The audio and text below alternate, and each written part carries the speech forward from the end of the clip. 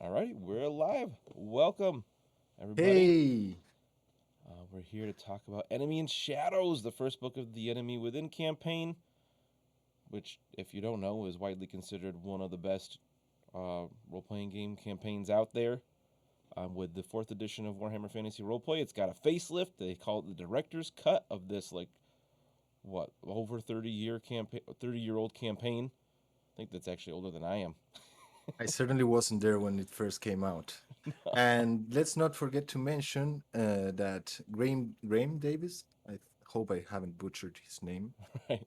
was invited and took the leading role in this rewriting of the whole story, which is really nice to have one of the original content creators. He was not the lead creator back then, he was a collaborator, Mm, but his involvement became more and more important as the different chapters of the story were released. awesome. So yeah, that was a good call by Cubicle 7. Yeah, for sure. To get somebody that By the was way, there. you know Dan, my name is Lemmy. You may know me from the Discord server. I also ran Warhammer Fantasy roleplay games, but in a Spanish-speaking network, and I've been a fan of Gopopa since the beginning. We Awesome. really had this pending some collaboration between the professional casual and Broadcastle, and I'm glad that we finally did it. For sure. Same here. Thanks for joining me, Lemmy. This was your idea. You were like, hey, want to do this with me? And I was like, sure, that sounds great. Enemy in Shadows is such a good book where they took it's really, they say it's the first two adventures of the campaign, which was The Enemy Within and Shadows over Bogenhofen, and put it into one book, which works out perfectly. Great stuff here. So we're going to be talking about like tips and tricks to be running this as the GM. So if you're playing in The Enemy Within, uh, come back to this after you've finished this part of the campaign because it's going to be full of spoilers. Yeah, I've already warned the players in my campaign not to watch today's stream for that reason. And really any spectator of our show, to be honest. But I'm sure it will be appealing for some GMs thinking of wandering into this awesome campaign. Yeah. So have you? So you're running it now. Have you run it before? Yeah, I ran it when back when Broadcastle was actually a games bar. I ran it for people who came weekly sometimes or bi-weekly to play role-playing games. I think I ran it 3 times back then. Then I started running it in the Start Playing platform for paid GMs. I have two parties which who are playing the campaign bi-weekly. And of course, I'm setting everything up to run it for my show's party. They're right now. They finished the starter set. They're doing rough nights and hard days, Mm, and it's all setting up for them to jump into the enemy within. very cool. I hear a lot of people start that way with the starter set and do Rough Nights, Hard Days, or some Adventures in Uber's Reich, and then move into Enemy in Shadows, where my experience is a little bit different. Where we just started with Enemy in Shadows because I was like, I don't know what I'm doing. Let's play this campaign, and the rest is history on Gapapa there. So sounds like you have a lot more experience with this. And you're right now in book 2, right? Or have you Yeah, already finished Death on the Rack? we are nearing the end of Death on the Reich in terms Okay. of like what's come out. What we've recorded is a little closer to the end of Death on the Reich. The last I heard, I believe, the last time I watched one of your episodes, you were passing through the signal tower, and two dwarves wanted to hitchhike on the boat. Yep. Oh yeah. There's a lot of good stuff that starts with that encounter. About what you were saying earlier, the order that some people have picked to play all the material released by Cubicle 7, it has to do with the order of the releases. We first had the starter set that was, I think it was that, and the rewriting of Night of Blood. Mm, Well, it was all we had at the beginning. Then Rough Nights and Hard Days came out, and it was only after that that the Enemy Within was released. right. So yeah, Yep. it's only natural. That makes a lot of And sense then. they have created ways to connect these books. You'll always find hooks in order to jump either from the starter set to Enemy Within, or perhaps the Uberstrike Adventure, which are awesome, by the way. Yeah, Everyone should play it, but that could be another episode. Let's for dive real. into the Enemy Within. What we will do, we'll go over the book just in the order that it's presented in the release, and we'll make commentaries and also try to remember what the parties we ran the campaign for did in each particular stage. Hmm. So, what do you say we just jump into it? Sounds good. So my first thing was that if you're planning on playing this campaign with a group of friends or whoever, I think it's really important to set up a mutual understanding for the campaign. This is not a sandbox campaign. I don't think it's a little railroady in some places, but it kind of expects the players to jump onto certain clues and follow them. So if you've got a group that just wants to do whatever in the old world, the enemy within might not be for that group. Um, but as long as you make sure that that is set up in the beginning to say you're going to need to buy into some of these plot points, and if it's if you feel like it's an obvious clue, follow it because otherwise, it's going to be a lot more work for the GM to make stuff up as they go. That's correct. Yeah. I would also recommend if you're thinking of diving into the Enemy Within and GM it, now that everything has been released from book one to book five, try to read all the books before running it. That's like the 100% perfect scenario. I know that it's kind of ambitious because that's a lot of material to read, Yeah. but I don't know, at least go ahead and read each chapter has a small, it's like, what would you call it? Like a The summary? adventure summary. Yeah, Yeah. the adventure summary. At least go over those. And if you don't know if you want to purchase the book, the hard cover book, all at once, all the 5 books or 10 if if you're going for companions, Which you should. the PDFs are much cheaper, so you get that. Hmm. Yeah, and if you don't feel like if you're going to run this and you're like, oh, I don't have time to read 5 huge books, I would recommend obviously read all of Enemy and Shadows first, and then like you said, the summary of each of the other books, but definitely read the first bit of Empire in Ruins. There's a lot there that I kind of wish was in Enemy and Shadows to give you more of an idea of what's going on, what's coming with the whole thing, because a lot of things come back, which I think is a big strength of the campaign.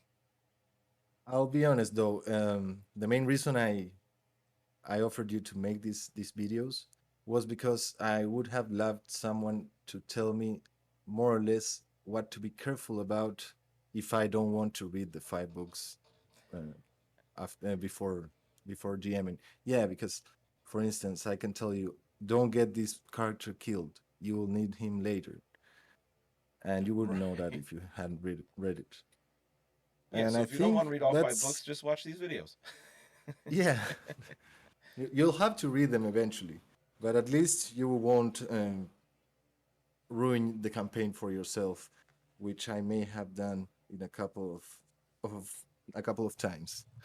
And that's the perfect segue to jump in into the first scene that the campaign offers us. I haven't played the previous editions. I know that there was a module called the Olden Haller contract or something like that, Oh which yeah. was a good way to jump into the enemy within, or so I read. So I'll always tell you the fourth edition perspective because that's the only edition I have played. Okay, so the book kind of assumes that the party already knows each other and are traveling and stopping at a crossroads inn. The was it the coach and the horses, right? Coaching horses. Yep. There's a couple of things to have in mind where when you're running that scene, but in my opinion, the most important is not to be tempted about the crow. I know I made the crow become a demon, for example, a horror of scenage, just to spice things up from the beginning. But Blackie the that Crow ended, there. yeah, there is some sort of suggestion, if I'm not mistaken, that he is not what it seems. Hmm. Isn't there even there a profile for a horror? Yeah, there's a profile for a horror Oh, I think one of the in that. grognard boxes, which is an important thing to mention there, where they, because this is a rewrite of a 30-plus-year-old campaign, they throw in these grognard boxes. Like, if you've run this before, if you've have players that have played in this before, here are some ideas that you can change things to keep them on their toes so they don't know exactly what's coming all the time. And I think they're cool. I haven't made use of them much because, of course, this is the first time we've done it, but I like that idea a lot. Yeah, yeah. I kind of mixed the boxes from the get go, even if my parties were all people that had never played this campaign, because some of the things that they offer are really amazing. They're always in the tone of, oh, they were expecting these. Well, actually, okay, Do this and instead. besides the crow, which again, don't be tempted to turn him into a big thing. Sometimes subtlety is better. Uh, Make sure they don't kill the physician student. Just make sure he Right? survives. Because Yeah. He should be okay. twice I had my players kill him in this What? first scene. Yeah, yeah, things can get wild in the taverns in the Empire. And yeah, you will need him later in the beginning of, not the beginning, but the beginning of the main part of Death on the Right. Right. And Yep. that's where the second reason for why I asked you to do this with me, Dan, is because I feel like this campaign bottlenecks in at some points. There's particular points in the story where there is only one hook that will lead the party to the next stage of the story, Yeah. and if they miss it, or it gets ruined, or the derail that the party has taken brings them really far from that hook, it can really ruin it for you, and you'll have end up having to use one shots or stories from Uber's Rack Adventures, or even homebrew stories from other members of the community, just to get them back on track. And if the trip's too long, I don't know, it's there's some sort of momentum that is lost. Right. What They can you literally lose definitely, the plot. yeah, yeah, and they become disinterested, you know. You really don't want that.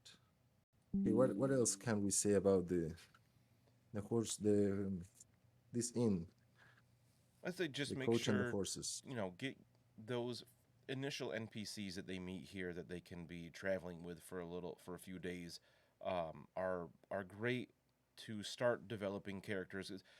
In my experience, the first couple of sessions of a game, nobody knows their character at all. Even if you have a session zero and come up with some ideas, some people might have some outlandish things that there might pop up in their character. But having all these different characters they can meet, from nobles to gambler, um, and Ernst himself, all those other people can really bring out things in the characters and get them role playing.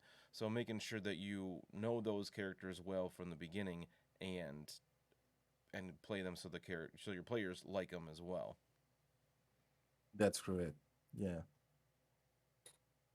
Um, I kind of fell in love with Philippe Descartes. Oh He's my god, he's the a best. really good character, and I really don't know if he pops up later on. I don't remember. There's I think not he doesn't. anything like official for him. Um, if you listen to Gapapa, you find out I bring him back later, mostly just for funsies, Yeah. and they're in. I think it's the Power Behind the Throne companion has a spot where there's like a chapter about bringing those people back potentially. Like, how can you fit these people back in the campaign? Yeah. Since he's traveling and he's a card player, um, I don't mind him popping up in different corners of the empire now and then, because Right. he's always on the move. So I've made him make cameos in some one shots that I sometimes uh, run for either for tabletop parties or in my show. Nice. He's a really nice character for that. And the players, you most almost all of the times you'll have a couple of them that will love him and a couple of them that will hate him. Yeah. I think that's the case in Gepopa, isn't it? Oh yeah, he was just fun to play as like this kind of smarmy dude. So lucky the witch in the party really liked him because he was like learning to play cards from him, and but he was hitting on Mina the soldier, which was really fun to do because her player Danny is my wife, so she was just kind of like stop being a creep, and I'm like I'm not, I'm playing a character. So that's super fun to just ham it up with these people, especially Philippe because that's his whole thing. Okay, and Dan, things to have in mind when you're leaving this this inn. I know you mentioned one to me earlier today. Is that make Things sure? to you spoke about the pact that has to be made with the players before entering into this campaign.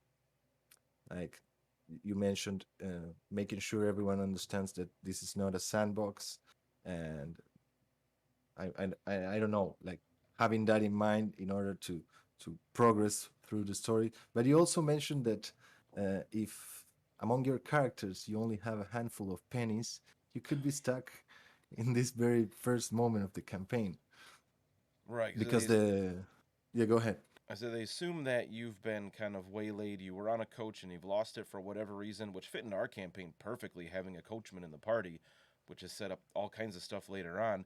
But then they write it as if they assume that the party will buy passage on this other coach at this inn, and it's like 8 silver per person or something crazy, which almost no starting character will have. And I've seen a lot of people complain about this, but I like that it forces the players to be more creative and find something to do. So, spoiler from Gapapa, they decide to just steal the coach instead of buy passage because I guess why wouldn't you?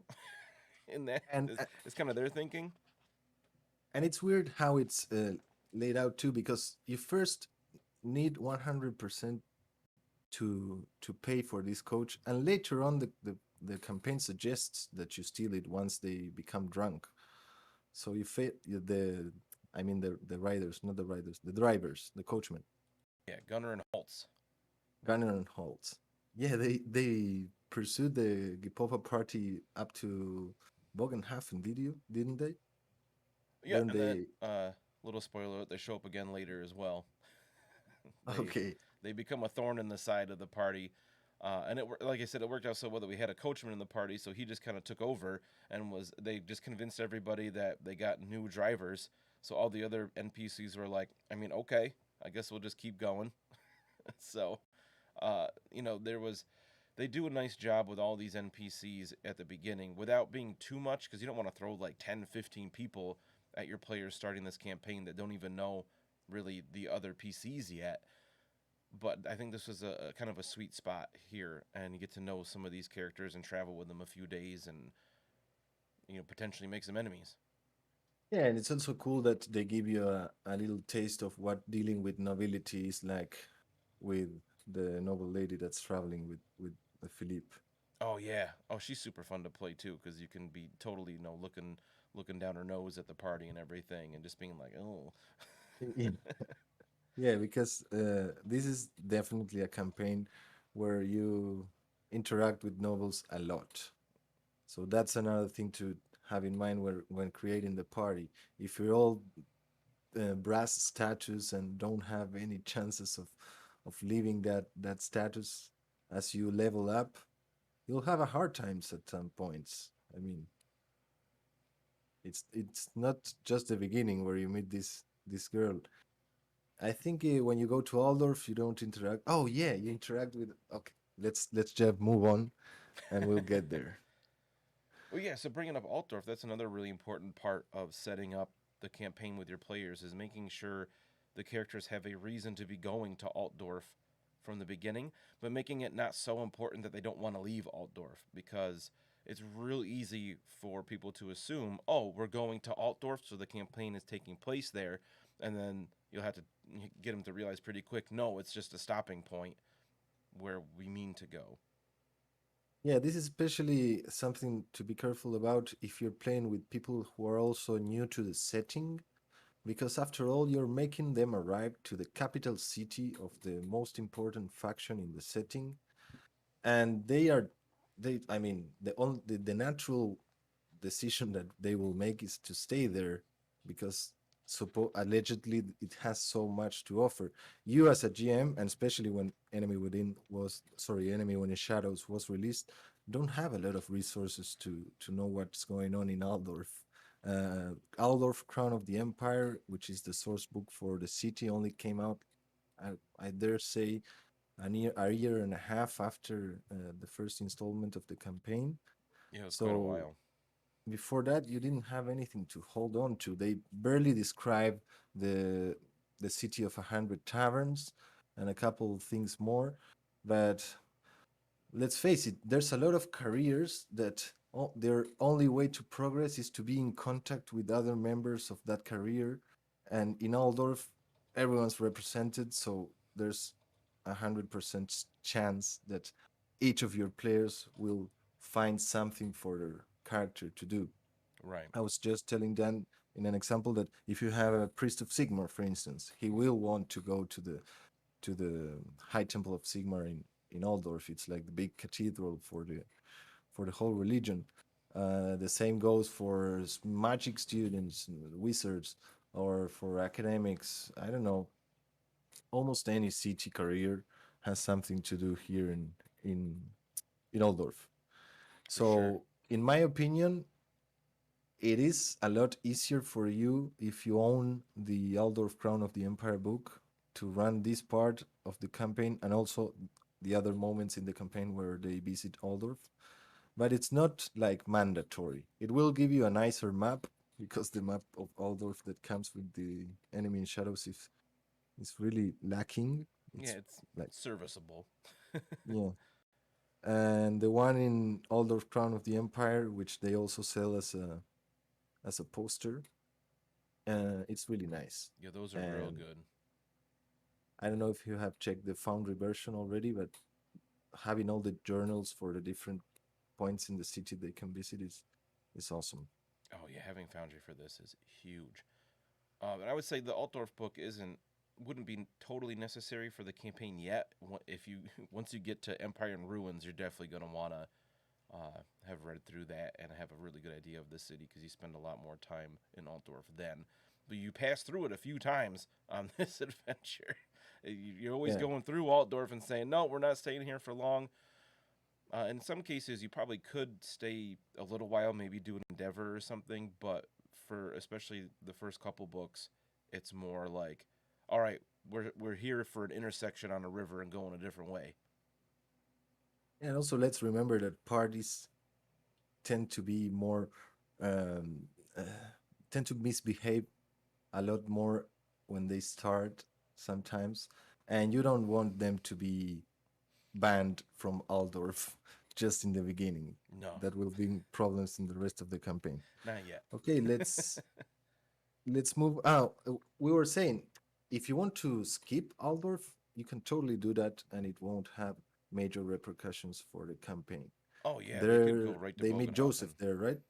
Yeah, That's the only thing that happens. Yeah, they meet Joseph, who they could meet in any of those inns that are where the roads of the empire meet the river, and they build the inn with a little wharf, and it has a lot of absolutely. traffic. Yeah, they could meet Joseph in one of those, or Joseph, perhaps you want to turn him into a coach driver. I don't know. And you can even There's reframe the very beginning a little bit and have people already going to Bogenhofen instead of Altdorf and just skip that entirely if you don't want to deal with going to the biggest city in the old world. Like, I don't think that's a problem at all. the only problem I see is that you would start using this book on page 50. So you would half of your money would almost be thrown to the garbage. But yeah, you can skip all those. Bear in mind that on the way to Wisbrook and then Bogenhafen, a lot of adventures can be had, and it's worth taking a look over the different modules that have been released either.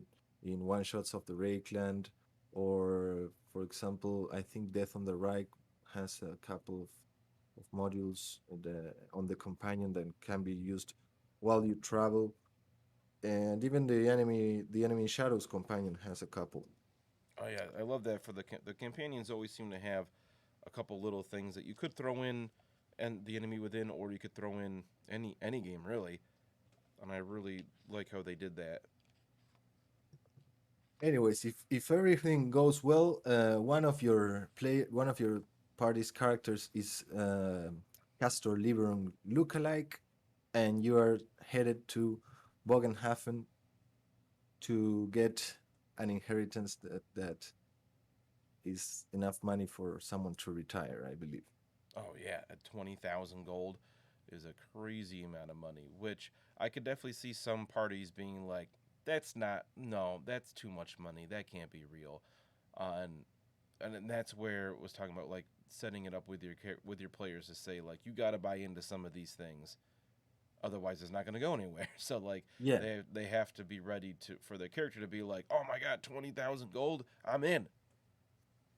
and that's the same reason why you have to hype up the Schaffenfest from the beginning, because you want them to visit the Schaffenfest. Again, they are arriving to a big commercial city in the empire. They may want to do anything, and you want them to go to the Schaffenfest specifically. So you have all the road from Aldorf to here to hype up the Schaffenfest, either by rumors, by talking to Joseph about it, by watching people flock towards Bogenhafen, Mm. by foot, by cart, by ship. I believe, there's a moment here where it says, and sometimes the canals get so jammed that people start shouting at each other from one barge to the other one to make way. You really have to hype up the importance of the Schaffenfest in this province. For sure, yeah, because again, if they don't go and experience things there, the plot kind of stalls out. Luckily, with my party, they had their first taste of having some money. Working for Joseph on the boat on the way to Bogenhafen, they made some silver, and they were like all ready to go spend it at the Schaffenfest. They were like, "Let's go have some fun." Of course, on the Yeah, way there, they were also attacked by a bounty hunter and all that. That they were like, "Okay, we barely survived. Let's go spend some money and have some fun." probably the first thing they will want to do is to go and try and get the inheritance, because that's the main reason they're in the city. You'd think. Uh, yeah, you'd think, but anything can happen.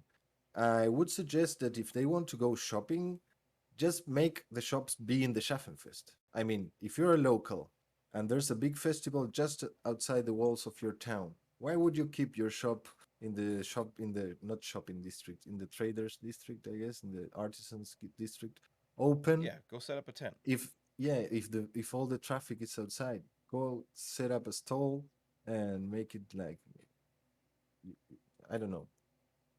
There's a lot of things that you can move from the city to the Schaffenfest. Even the book says that the court is the is it the court? Yeah, the court Yeah, the is town moved to the courts. Schaffenfest and have abbreviated trials there. So everything revolves around the Schaffenfest. Make sure that you are careful about that. And I put in my note too to let your characters enjoy the Schaffenfest for a bit because things turn dark really quick in Bogenhafen. Let them have their time in the sun and actually have some fun before, people's hearts starting to get ripped out. Yeah.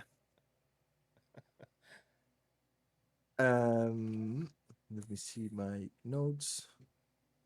Okay, and in the Schaffenfest, it's pretty straightforward. You have a set of events that happen. Some of them don't need to happen in a strict order, but there's a couple key scenes that need to happen, which are the runaway goblin after they visit Dr. Malthusius, which is really um, attractive, an attractive show in the Schaffenfest. So they will definitely visit it. You could, in any case, if they decide not to spend the money, just make the goblin run away and have the party see him outside. That's not too hard. But the drunken dwarf, I think, deserves. a little more attention because a lot of interesting things can be done with this character. It's the only connection we have to dwarves. Yeah, like the whole Correct me book. if I'm wrong. Yeah. Yeah, in the whole book. So if anything wants to be done around dwarves, he's the key to it. For instance, one of my parties wanted to buy some things that were, I think, availability was scarce in the rulebook or something like that. And we rolled, and the roll said that yeah, it was available, but that would be that would be something, I don't know, a fine helmet or something like that. Only something that a very skilled artisan could do. So I just put a dwarf there, and now when Godfrey died, there was a family mourning him because it was his cousin, and the Morian Guild wanted to take him and bring him to the cemetery for a Morian priest to give him the last rites. And now you have a dwarf that says, "No, I want to intern my cousin by the dwarf ways and take him back to the hold or something." And you create small conflict that is very useful to fill some gaps sometimes. I like that a lot. Yeah. Luckily, my party connected with him um, mostly because Lucky in the party, one of his ambitions, or his ambition, is to help the downtrodden. So he saw this, luckless dwarf here that is in the stocks just for being drunk, and like tried to give him some bread and whatnot. So they really connected with him. So finding his body later was, uh, they were not fans of that. Look, I'm seeing the only other dwarf is Dr. Malthusius' assistant, but they are not related. Gruni. Yeah, and they're not the best representations of dwarves either. Like this drunken vagrant and this guy that his job is to poke and prod animals essentially, at least how he does it. And these are the only dwarves we see in this whole book, and they're not stellar examples of their people. No, and neither are those in Death on the Reichs. Death on the Reich. Not But really, okay, no. because they're Imperial dwarves. Imperial dwarves are different. For sure. Yeah, dwarves kind One of thing I don't. I wouldn't like to miss about the Schaffenfest and to mention is Elvira. Yes. Elvira is crucial to the adventure. In the first chapters of Death on the Reich, we'll need her alive, and the way the timeline is created, I always recommend that Elvira leaves the Schaffenfest one day earlier, Mm, at that makes least. sense. The only people that want to stick in the Schaffenfest until the last day are cattle traders, because that's the day where there's a tax exemption. The all the other business people can leave earlier, and it only makes sense. After all, Elvira has a small child waiting for her in Wisbrook, and she Right, we find wouldn't out want later. to. Yeah, Have you ever uh, had a party buy some sheep when there are no taxes on that day? well, yeah, the one that there was a time that I totally fully Grognar run the enemy within enemy shadow. Sorry, so I used old Grognar boxes, Oh wow. and Tugen was a vampire, and Joseph was in league with them. So Joseph. they yeah, Oh, so I they don't killed remember that Joseph one. and kept his barge. No. And the party is not supposed to have a barge so early. So they had an empty barge, and they were in the Schaffenfest, and they bought a shitload of ship and, and got them into the ship. That's Yeah, amazing. yeah. I know our party talked about buying some sheep.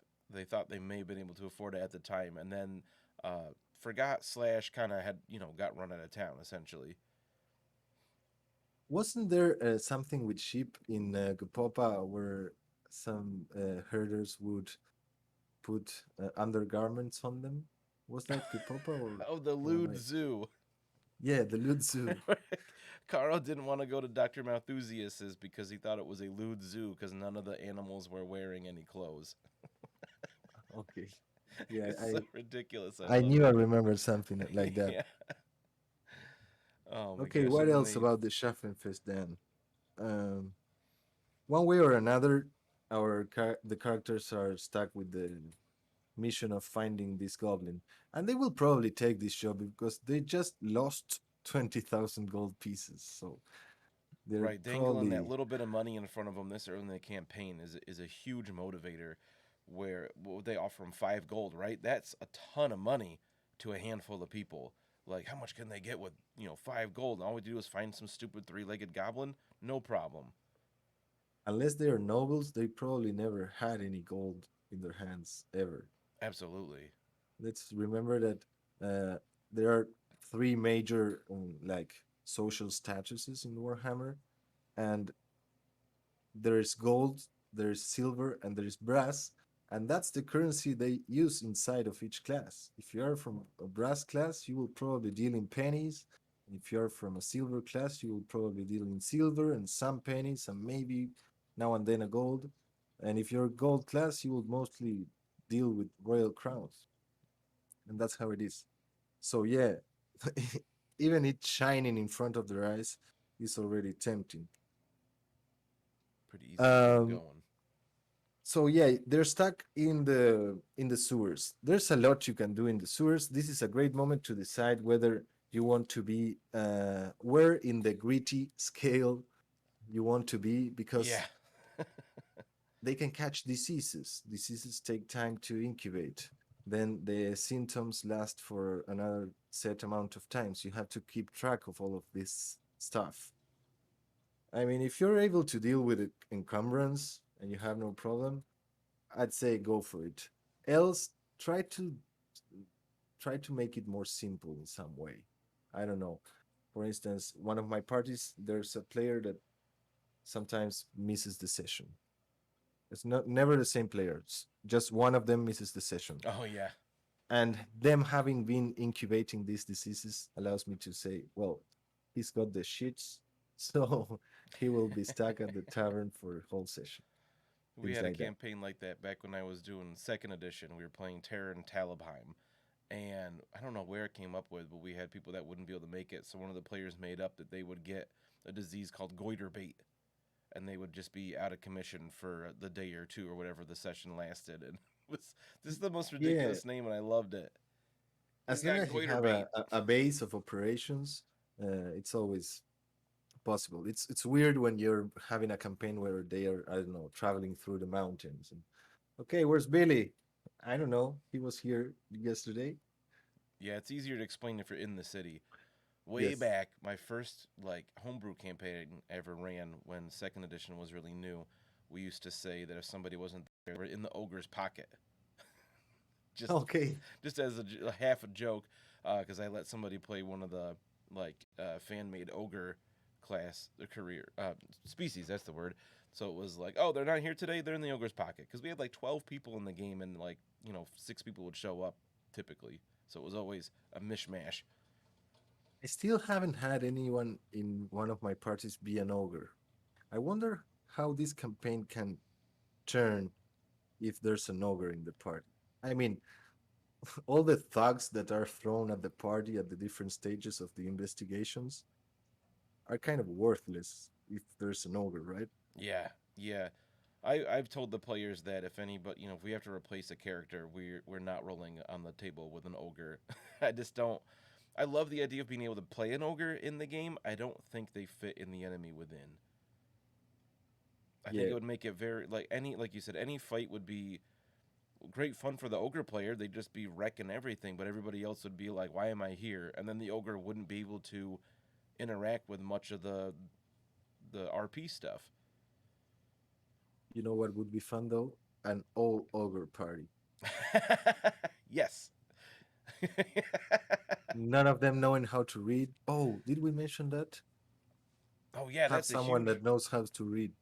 super important. I did like how we had nobody that could read until Death on the Reich, and it was kind of a pain, but it also worked out well that it kind of forced people to interact with NPCs they may not have interacted with before that were like, "Hey, can you read this for me?" And sometimes they were like, "Yeah, give me a penny and I'll do it," kind of thing. And other Yeah, times it yeah. was and they had to be careful who they had read what because there was some really sensitive information where it's like, "Oh, you're inheriting $20,000. What's your name again? Where are you going? How can I get this from you?" Yeah, But not later not on only that, becomes but later really on when important. there's some letters that you have to pay attention to, and It's that are not. like campaign breaking if they miss them. Like Yeah, way almost too important. we'll get there just in a second. Okay, so you go to the stores. I don't know if there's anything else to delve into here in the sewer part. I mean, there's the reunion or the meeting with Franz Baumann.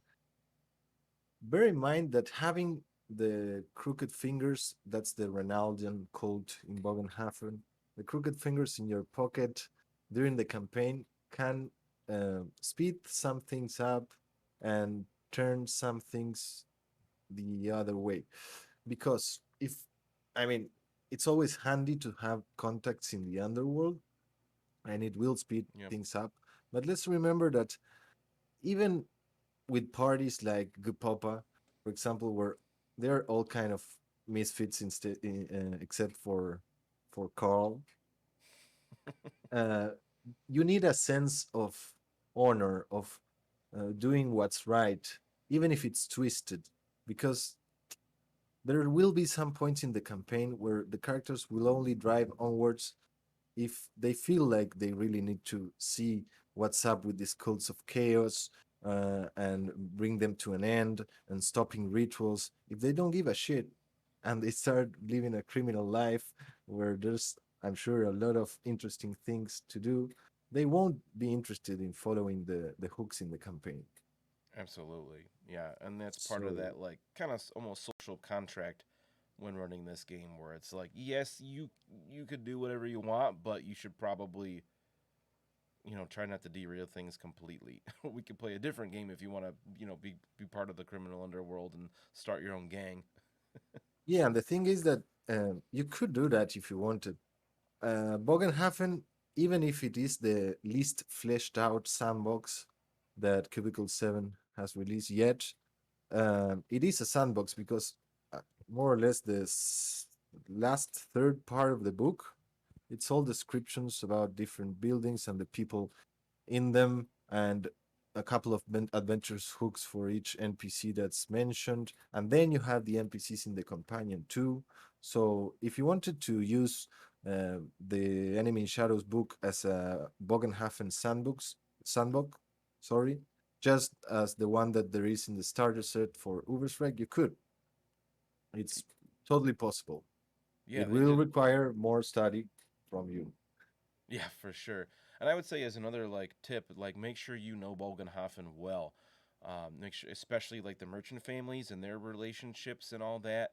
Understanding what's going on in the city besides just the grand plot is will make bring it to life more and have the PCs care more about what's happening if you have a better idea of what's going on in the city. I think, and the like like you said, the last third of the book, it's like 50 pages, all about the city, is well done. It's nice. You really get to know Bogenhofen well, and it's important to really bring that city to life for the players. Yeah. Uh, I don't know if the campaign is too broken if they stay in Bogenhafen after finishing this book and using the sandbox a lot, a bit. But it may become kind of stale, as in the urgency of finding out who Etelka Hersen is may Mm. be diluted, I believe. So either use it as a sandbox or don't. Mixing it can be um, worse, I believe. I could see that because the adventure's written to basically once you go through the sewers with the goblin and find those first clues, you got like 3 days to figure stuff out, and the the player can run out of clues relatively quickly and get a little discouraged. Where I know as we were going through, we had the people in that were playing the game were saying, "I don't know what to do now. Like I feel lost because I feel like we've uncovered everything that we can with what we've gotten so far." And I had to tell them like, "You're so close, but there are other events that will happen that will trigger that will give you more clues as well." So making sure that the players understand that yeah, you have a certain number of clues to help you figure out what exactly is going on. You might exhaust them relatively quickly, but kind of keep going, like because if they're just like, all right, well, I don't know, we can't figure it out. I guess we're out of here. Then you got greater demons showing up. Yeah, which happens once. have in one of my runs, and Oh, it's pretty really? awesome because then you can activate a whole province responding to a military urgency and supernatural in nature. And that's amazing because you'll have armies marching through the roads, part of the Imperial Navy sailing up to Bogenhafen to deal with the menace. I mean, we're talking hundreds of demons coming out of a portal, Yeah, but major we're kind incursion. of, yeah. I would say Uh, my other thing I yeah, was go going to ahead. say, sorry, No, go ahead. during that time, those 3 days, there's that like half a page box out that was huge in like framing our campaign for this time, talking about Morsleb and how it increases throughout those 3 days until it's like huge in the sky during the day, staring down at you, causing mutations and everything. And it's just such a good source of tension that I feel it could easily be missed because it's just a little box out. Yeah, But page make sure. 85. What's that? Page 85. Page The Bad 85. Moon Rising. Yeah, and it's huge. And for our playthrough, it was instrumental in really, you know, ratcheting up that tension and getting the players to really feel like something, the world is still happening around them, kind of thing. And it was a reason for them to leave Bogenhofen when it was over, where it was like, well, we don't want to be around with that moon anymore, even though Yeah, it at had gone least away by then. go out only in the day. No, I I've had parties run out of time. I've had parties come to Warehouse 13 ahead of time. I never ever had any party that made it just in time. Like like the timeline developed as the game designers intended. I have these Right. bookmarks that I made. I don't know if the camera will take it. There's our magnetic bookmarks Okay. with the characters in my party, and I use them to mark the different parts of the book that are important during a session. And I always have page 85. That's why I told you by memory. Yeah, the Bad Moon Rising, because I use it as a clock. It's like a natural clock. The only thing that really changes during these days is how the moon is behaving in the sky. Mm-hmm. Some events can be uh, postponed, some events can happen earlier, but the best guide you have over those 3 or 4 days, depending on how you set it up, that they have before the ritual, the best way to have a guide and help you is to look at this. And well, day one, I know the moon appears full, but they don't yet have to roll for endurance and such because it's not a corruption exposure. And yeah, it will also tell them that like something imminent, something is happening soon, and it Absolutely. kind of puts pressure on them. It's Yeah. really useful. Yeah. I totally agree. And in our playthrough, I ended up kind of speeding things up a bit because I felt like they had hit all the major stuff. And it was, if we had totally followed it, they would have had one more day to explore Bogenhofen, but there wasn't much else for them to do. So I just had some events trigger sooner and keep that tension way up and everything, and that ended up being some real tense, nail biting times for them. And I thought it went well, and it was really fun to play. I just suggest that you use the moon as if it were an NPC in itself.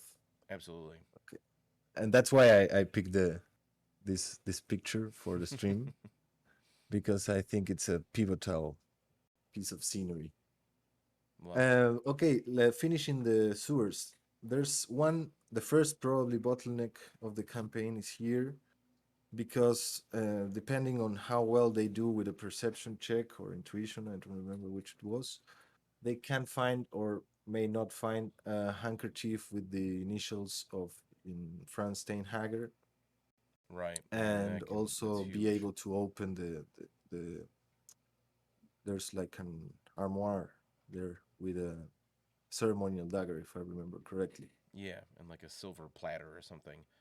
And then again, being able to read comes up again if they don't know what those letters are. Because in our game they had to go find somebody to read it for them, and they were like, "Oh yeah, this says FS," and they're like, "Okay, what does that mean?" Fucking shit. I'll tell you one thing. I don't know why the writers decided to have the demon give them a chance to avoid the encounter. Because I mean, you're playing Warhammer Fantasy Roleplay, and a demon appears in front of you.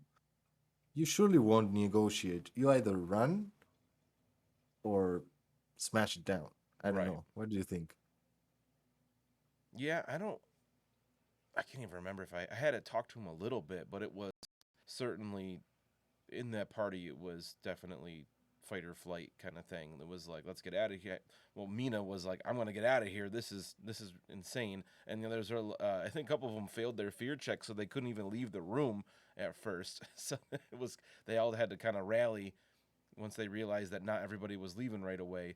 But it does seem weird that it would like parlay at all. I'd say give them a chance to enter the room.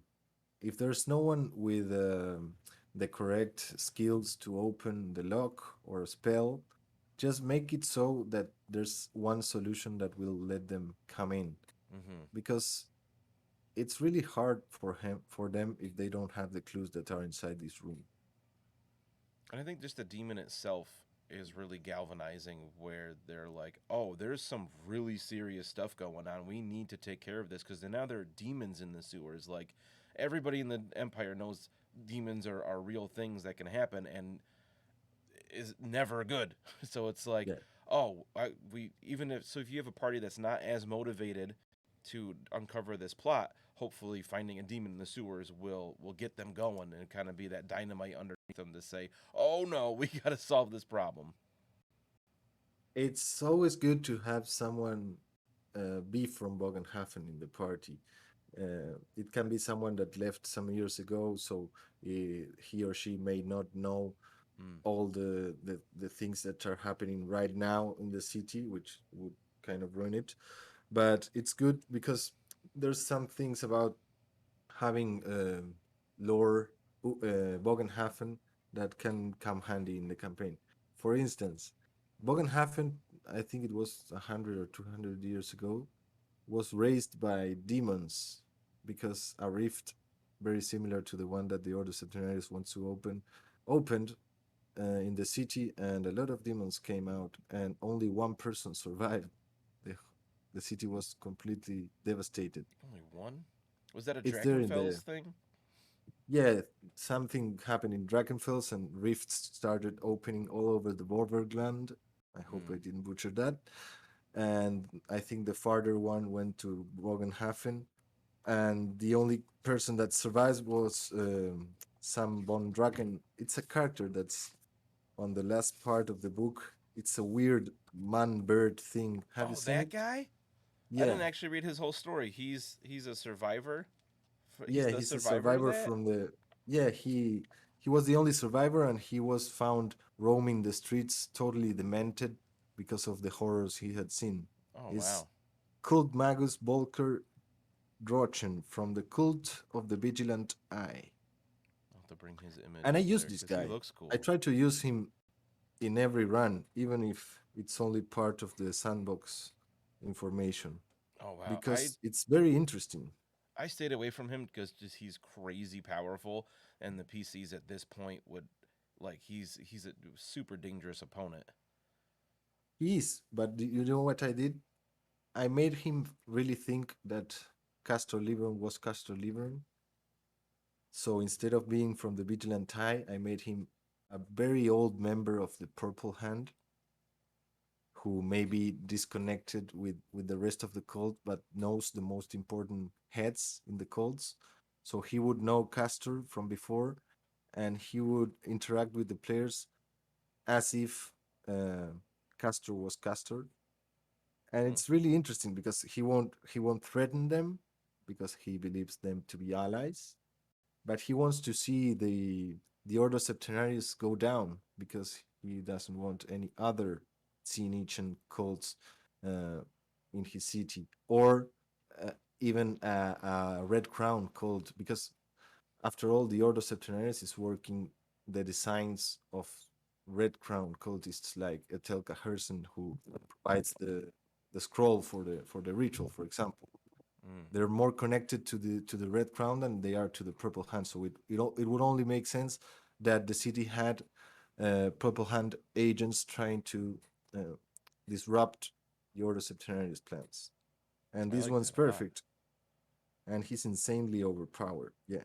Well, yeah, he's got like he's probably the most powerful magic user I've seen in any of the books so far. And he's in the first book of the campaign where he's got language magic 138.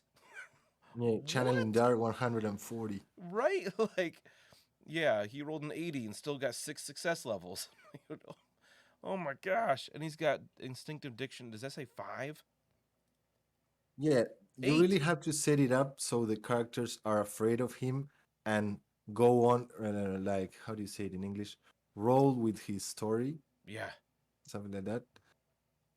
Oh my gosh. So what I do is I make him be the witch hunter that's hanging with Lord Once Upon a Time.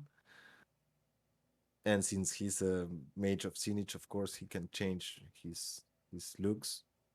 Oh, I So like he that. appears as a human, and he presents himself as a renegade witch hunter, as a rogue witch hunter. Huh. And then when he confirms that it's Castor, and when they are in close quarters, he reveals to the party, as he actually looks like half bird, half person, and it's really shocking for them. And they never tried to attack him in the past. I mean, you just have to make sure that they know this, that if they attack him, they will probably all die. Yeah, that would not be a good move. Just imagine him casting dart one time. Yeah, Instinctive diction, like he'd hit all of them for like so much damage. yeah, I mean, yeah, because he willpower is has, 110, so he's dealing an extra 11 damage with any magic missiles, on top of his crazy amount of success levels. Like he could one shot a party with a single dart easily. yeah, that's true. Unless you have a dwarf. Yeah, right. Somebody with any amount of armor, they'll be okay. But yeah, I like this guy as like, I almost could see him showing up at the end instead of Shirar Getru. Yeah, or if the Lord of Change comes out of the portal, he could face the Lord of Change easily. Oh, there you go. He saves Bogenhofen. Yeah. Well, one of his trappings says the fate of Bogenhofen. So, Well, the lore that's laid out about him has him be some sort of weird protector of Bogenhafen. I mean, he wants Bogenhafen to be a key agent in the end of times, but he doesn't want these um like self glorified merchants to do it because he was here first. It's an awesome character, probably my favorite in all the NPCs in yeah, this I book. wish I'd given him more time before. I just kind of looked at his stats and I was like, no, he's not going to be in my campaign anytime soon. And I just kind of didn't give him the time of day. Now I need to read over that more and see if I could try to include him later, maybe. He sounds awesome. Yeah, he does. Okay, so after the sewers, things get a bit hazy. There's not a particular order in which things will happen.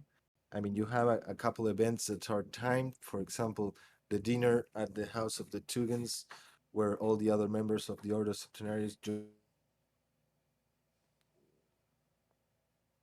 the night before. That's one that you have to remember. The ritual, the day of the last day of the Schaffenfest, and I don't think there's any other that's actually timed. Is there? Those Not that are I the can two think of things off that the you top of have my to head. bear in mind. Yeah, this is where it gets sandboxy within the city, and you just try to steer him towards figuring it out before time is up. Yeah, the ritual is in day 4, so the reunion is in day 3 at night, and in that morning, Magirius should have already come forward to the characters, which means they will need to have met him the day before on day 2. So the next thing you want to do is have them meet Magirius at day 2, ideally. Things don't usually go ideally when you're GMing role playing Right. games, But bear that in mind. Never know Um, what they're gonna do. oh, and there's the madman in the square. The madman in the square also uh, doesn't shouldn't appear before day two because he is kind of foreshadowing. Yeah, that was one my players didn't really bite on at all. I tried to I had him show up and say his stuff, and they were just kind of like, ah, he's crazy, and just kind of ignored him and kept going. So, it's, even when you do give them the clues, they might just not realize it's a clue But and it's move it's on. the first time that the bloody rose is mentioned. Perhaps they didn't actually like rationally or consciously get it, but the rose was already planted for them. Right. Because that's where you start joining the dots when you find out that Godfrey was seen with two guards with a bloody rose livery, and then the madman starts speaking about bloody roses. You start joining the dots, and that incriminates the Tugans. I feel like that's one of those clues that would be easier to connect, like if you were playing on something like Foundry and people had these potential images of things, where that was something we did a bonus episode on Patreon that I kind of went through the book and talked to them about like things they missed and stuff that wasn't spoilery for things later in the campaign. And that was one that everybody was like, yeah, I didn't catch on to that at all. Had no idea what was going on there. We figured it was some kind of noble, but definitely they never even met Tugan. Yeah, they can miss it until the ritual starts, right? Right. And then they're like, who's this guy? um yeah, and one thing that is barely mentioned here, I think it's a couple of paragraphs only, is if they visit the magistrate that gave them the bounty for the goblin later, they will find him laying in bed sick. Mm-hmm. There's two things I want to point out about this. You can really start improvising with this character if the players need to join some dots. What I usually do is, since he's not part of the Ordo Septenarius, even though he's connected with all these people, I make him be the only one that socializes with the Rook brother patriarch. The Rook brother patriarch is the only member of a major merchant family that doesn't belong to the Ordo Septenarius. And then Mm-hmm. you're just building antagonists that could help the party and give them clues or a piece of information that they may need.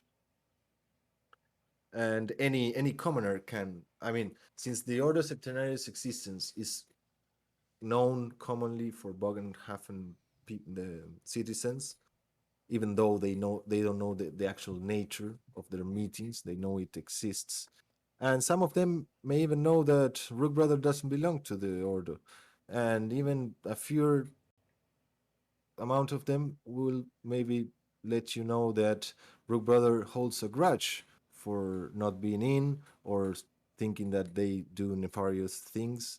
So the characters may feel inclined in paying the old Rook Brother a visit, which is also a nice base of operations if they really uh, get on well with him, because the lore says that he has sent his family to Aldorf because he feels like some shit is going to happen in the city soon. So the Yeah, the, what's going the down? whole house is empty. And that's where reading the base, the information about Bogenhofen can really enhance your campaign and the story here, where that's not gone over as much in the main campaign part of the book. You could make Rook Brother be Drauken in disguise. Just fit that guy in everywhere. Yeah, I was a little Yeah. disappointed that my players didn't go back to talk to the judge at all, mostly because I really liked playing him. He was super fun, and potential clues, they missed out on. I think he can steer them to Tugan more easily than other clues.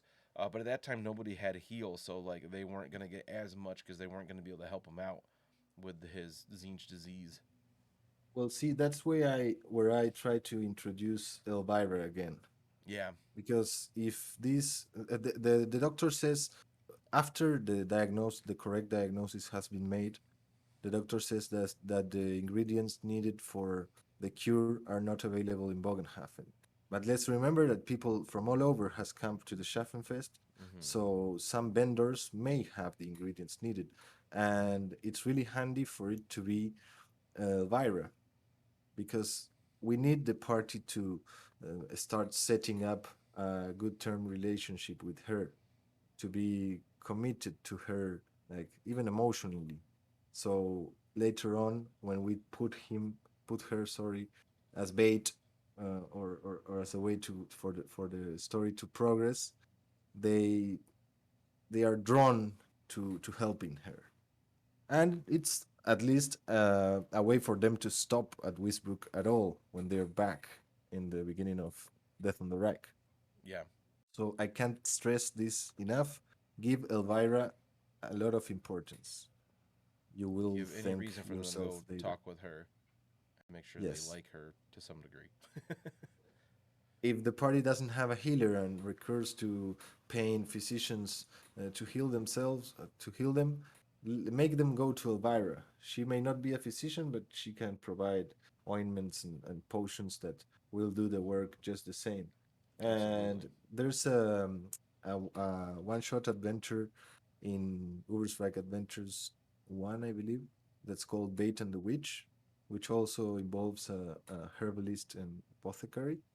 Hmm. And in there there's she's trying a new recipe, and it's called Cordelia's enhanced tonic, and basically it's a healing potion that cures twice as much as the regular one, but has Ooh. a small side effects table, which is really interesting. Make Nice. Elvira have that. Players will be drawn by things that are not regularly available in the rulebook. I like that idea a lot. I got missed that adventure. I need to read through that one. That sounds great. Yeah, the trapping is even included in Foundry. You find it as Cordelia's experimental potion or something like that. Just search Cordelia. But if you use it, make sure you change the name to Elvira's. I like that a lot. Or if you're trying to mix things up, you can make Elvira be Cordelia if you have played the one shot before.